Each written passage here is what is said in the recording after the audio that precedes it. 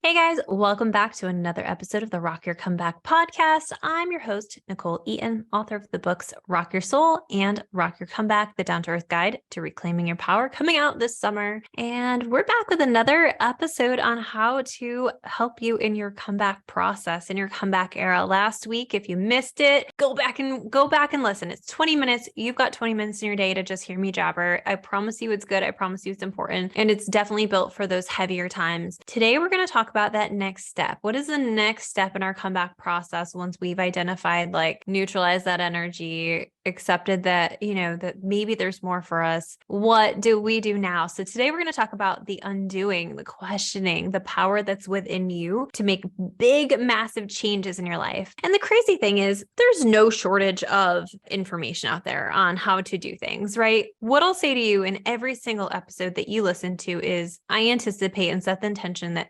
something in this episode will speak to you, but you don't have to make everything speak to you. It doesn't have to be you going home and utilizing every single coping skill we talk about. It doesn't have to be every single thing sparking you. Take what resonates, leave the rest. Take what you're ready for right now and leave the rest. And that's how we function, right? That's how we start to listen to our souls and listen to ourselves, is by accepting information that we're ready for at this moment in time and moving forward. Because the cool thing is if you listen to this and it inspires you to action, then you've started on change. If you listen to it and try to do it all and none of it feels authentic or right or true, you're kind of back in the same boat. You're not getting where you want to go. So our first thought, our first moment of intention is that when we start to dismantle things, or things are dismantled for us, and we're moving back into our power, we get to rewrite our normal. We get to rewrite what normal looks like for us. And these are how we write our stories. We write our stories through the thoughts that we have about them. We write our stories about people and the thoughts we have about them. And so we are constantly writing stories about how things are going and what things are looking like. It can be challenging when you're in a new normal because it's kind of like getting a new phone. It's like getting, going from an Android to an Apple. All your apps are in a different place and you don't really know how to work the system. And even if it's a newer phone or better version, you just don't know how to navigate it. Okay. So that's normal. Like when we're creating a new normal, it may feel foreign. And what you may want is to go back to how things were. That is a very dangerous little moment, is when the universe is shifting us out of something, or when we're making intentional choices to shift out of something into better, we might have that feeling, that nagging feeling of man, I miss when I just had to click a button to things, to keep things running just once, instead of having to search really hard to find where this feature went. And that's part of how it looks like in our lives. So sometimes when we make changes, it can be very difficult because it's I used to be able to just do this one thing and it was all taken care of. But now I'm just I feel like I'm having to do a lot more just to stay afloat. And what I'll tell you is that is normal. It is normal for it to feel a little bit harder because you are putting so much more time and energy and intention. And it takes, our brains are not built for happiness. Truly. I'm not just saying that. They're built for, scientifically built for survival. And how they survive easiest and best is by maintaining things that don't take much energy, right? So maintaining and maintenance is baseline emotions that you're used to visiting. Similar thoughts. They don't take a lot of energy if we've already had the thought before. It takes a lot more to produce a new thought. So it does take intention, energy, and a little bit of work to begin to change your life. So if it feels man, I feel like I am doing a lot, you may be. And I promise that the consistency in which you do things will change your life. The consistency in the way it will add up will change your life. But to start, it may feel like it was easier to go back to how things were, or it may feel more like it would be more comfortable to you because your body and your brain are used to it. So this is a hold compassion moment for yourself that, this may be a little bit of a challenge, but this is also where real change kicks off, is discomfort. When we have no discomfort, we are not changing. We are staying the same. When we have to implement a new system into our lives, or a new way of being, or a new way of doing, or a new way of thinking, it feels uncomfortable. So first things first, it may feel a little uncomfortable. The second most important thing that I've noticed, especially with females I work with primarily females. I definitely have some great male clients, but I would say overall, my majority of my clients are female. And with female clients, there is a obscene amount of self-abandonment. It's actually a higher prevalence in women, like scientifically higher prevalence in women of self-abandonment. And what self-abandonment really is it's like prioritizing other people's wants, needs, and desires over your own. If you're a mother, you understand this. It's a really unhealthy way. It's basically saying your needs and your desires are more important. And if you are a mom and you're kind of like fighting me on this, which some people do, what I'll say to you is that how do you want to teach your children to take care of themselves when they're older? Do you want them to be self-sacrificing creatures? Do you want them to give up the things that they love for the sake of everybody else? Do you want them to sacrifice their happiness, or do you want to show them what that can look like in balance? How do you want to find your happy so that you can show them that they're capable of finding theirs? So self-abandonment really looks like creating time in your day to check in with yourself, to be able to say, how am I at and where am I at? What do I need right now? Those big questions are such a game changer when it comes to beginning that process of changing your life.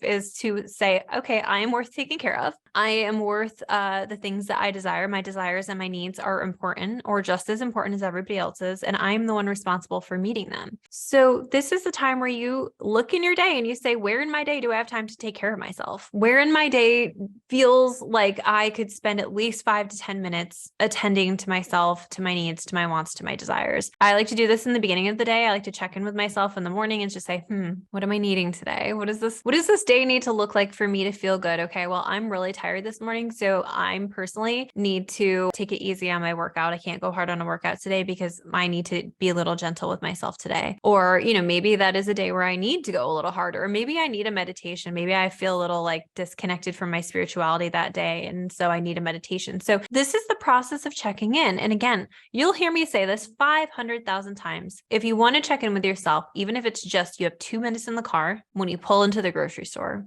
put your hand over your heart, close your eyes, take a deep breath, and just tune into your person, your soul, your body. The more we give our soul awareness of like, hey, I see you, I feel you, I'm done going through the motions, I'm done being in survival mode, I'm done being on autopilot, I want to live, I want to feel more, I want to do more, I want to be more. This is where we start to hear intuition more actively and start to hear the truth to make changes. Because the reality is that we can't make changes if we're not willing to admit any truths. If we're not willing to say, shit, this isn't working for me anymore. I don't really know what to do next, but I don't like the job I'm in, or I don't know what to do next, but I thought I was going to go back to school and now I'm back to school and it just feels awful and it doesn't feel aligned with me. When we are able to voice our truth, whether that's discomfort in a friendship or setting a boundary with a parent who's, pushing their luck, whatever that is, like being able to tell the truth is vital for our comeback. Being able to get, like, if you can't connect with your truth, you can't have your comeback. You just can't, because you're going to be living out of alignment, and out of alignment, it just means that our feelings, our thoughts, and our behaviors are not synced up. That's all alignment means. It means that when we're in alignment, our feelings and our thoughts are in line with each other. They match up. And then our behavior is in line with those two things and they match up. So when we are thinking and feeling, God, I hate this job, and we're going and we're putting on a happy face at the job, and we're also not doing anything else to look for a different job, to advocate for a better experience or environment within our job. Like if we're not doing anything else, then we are not in alignment because we are faking all day. And that's exhausting. Being able to sit down and saying, what's the truth of this situation? This situation that's bothering me, what's the true, honest feeling that I have? What are the thoughts around these feelings? And what are the actions? Maybe it's not that you need to jump ship. Maybe it's not that you need to quit your job. Maybe it's not that you need to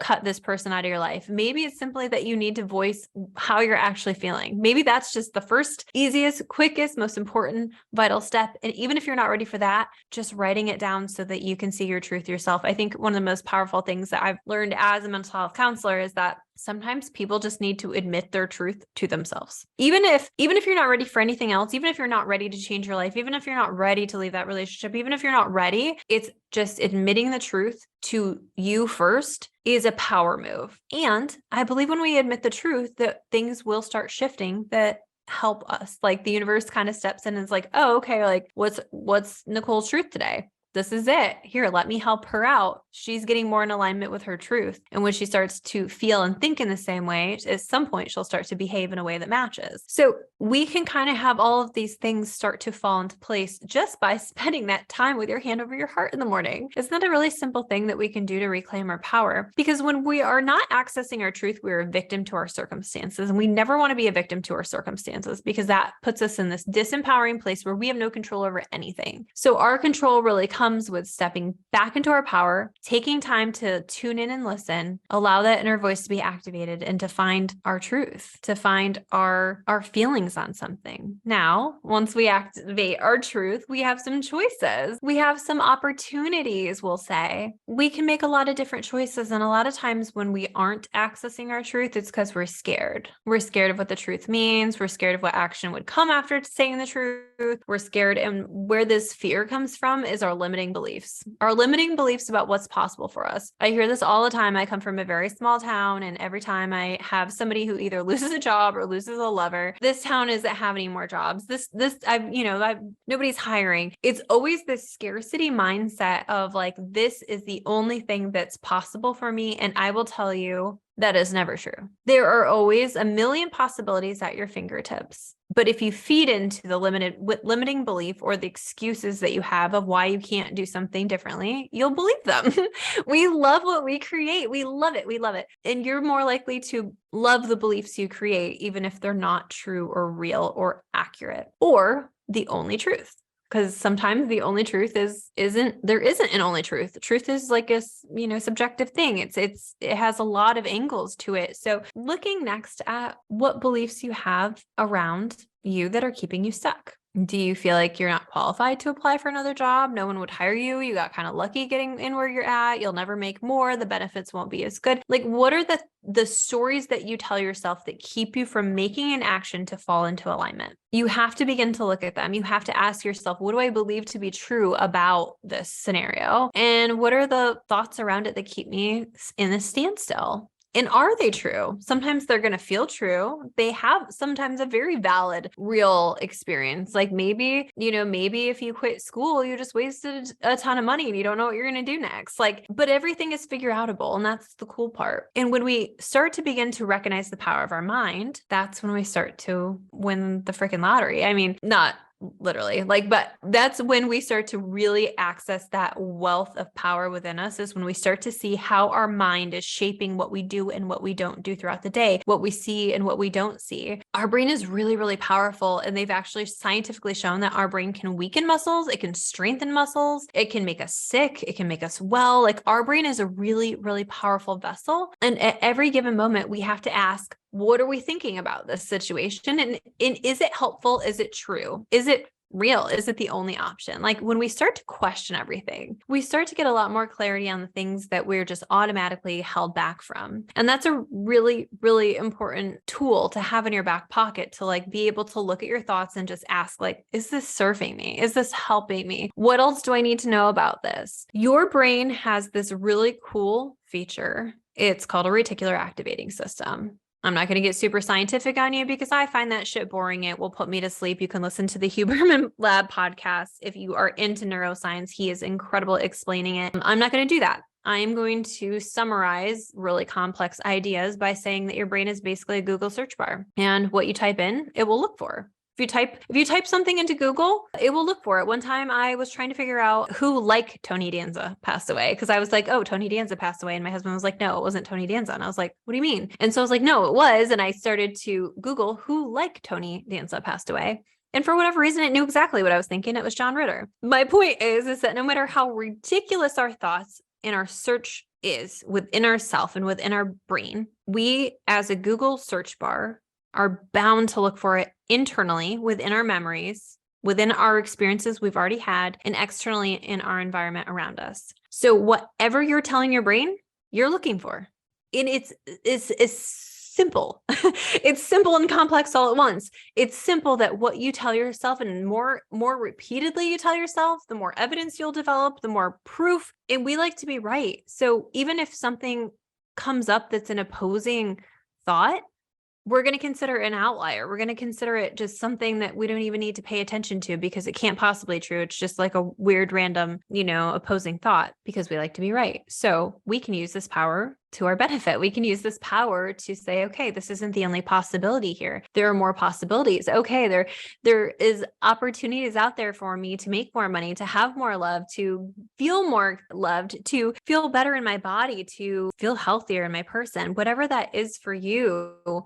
If we start to dissect these thoughts and look at, okay, what do I believe about each area of my life and how's it going? What am I seeing? What am I bound to see? If this is true, right? If I say that, every day is a bad day and I'm just a miserable person and bad things always happen to me, my brain is going to say, okay, Nichole wants to see that she's a miserable person and everything bad always happens to her. Let's look for that. Let's look for it. Let's see what we can find in her day that's proof of that. Have you ever been really scared and then it felt like everything felt scary? I don't know if you've ever had that experience where you were just scared about something and then everything, like the whole day just felt like it was scary, or you had a really good day and everything just felt good. Our brain is searching to match, and it doesn't care what is, it doesn't care. It doesn't care if you're having negative thoughts or positive thoughts. It's just doing its job, and it will never look for like there's no amount of worry that will make it look for a positive. Like you can't worry your way into positive thinking. So we know that we can't negatively think into positive thinking, but we can positively think into positive thinking, or we can begin to, which is my favorite wheelhouse, right? We can begin to believe new things. I think the mistake that people make when they're trying to change their thoughts is they try to use an entire opposing thought, right? They try to go from I'm really sad to I'm happy. The basis of affirmations is proven and founded that what we tell ourselves about who we are in the world, about how we feel in the world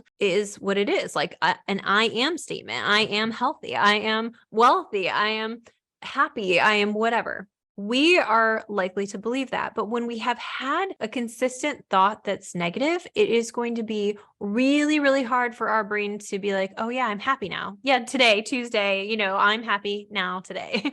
This is what it is. So we have to work with our brain system, knowing that we can't go a full different direction without giving it some warm up. And that might look like, instead of going from sad to happy or insecure to confident, that might look like taking baby steps. That may look like I'm willing to feel a little bit better about who I am. I'm willing and open and ready to believe that I can feel a little bit more confident every day. We can find middle ground to help our brain change, and it can be that easy. And if we can pair these affirmations or these possibilities with things that we're already doing, like brushing our teeth or putting our makeup on or doing our skincare at night, if we can pair those with something we already do, then we're going to ingrain them better. And then we set a new truth and we set a new baseline and we set a new thing for our brain to look for. But we have to be willing to believe whatever it is we're telling ourselves, or it will just not work. It won't work. And that's why a lot of people think affirmations are bullshit, because you are going to reject a thought that is too far opposite of what you already believe. That's why our brains are powerful. It said, well, no, you've asked me 25,000 times to look for this. Why would I look for that? But if we just inch over a little and say, okay, well, you've been looking for this, but that's not too far off. I guess we could try to look for that. It'll feel more aligned. So our job is to get into a space where we find our power through what we think, and we design our world and we create new stories for our new normal by thinking